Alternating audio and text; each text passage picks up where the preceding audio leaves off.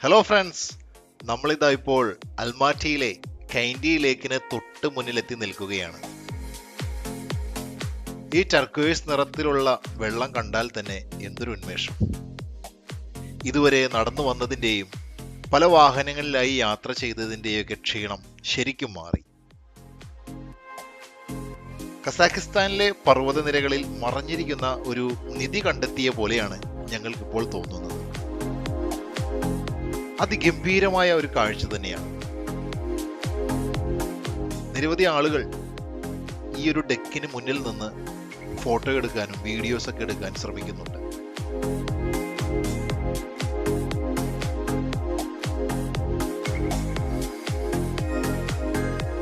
നൂറ് വർഷം മുമ്പുണ്ടായ ഒരു ഭൂകമ്പത്തിൽ ചുണ്ണാമ്പുകല്ലുകൾ അടങ്ങിയ പാറക്കെട്ടുകൾ താഴേക്ക് പതിക്കുകയും താഴെയുണ്ടായിരുന്ന മരങ്ങളെല്ലാം ജലത്തിനടിയിലാവുകയും ചെയ്തു. അന്ന് അടിയിലായ ആ മരങ്ങളുടെ ശിഖരങ്ങളാണ് ഈ ഉയർന്നു നിൽക്കുന്നത്. ഇങ്ങനെ മരക്കൊമ്പുകൾ നിറഞ്ഞ ഈ നീല നിറത്തിലുള്ള തടാകം തന്നെയാണ് കൈൻഡ തടാകത്തിന്റെ ഏറ്റവും വലിയ ആകർഷണം.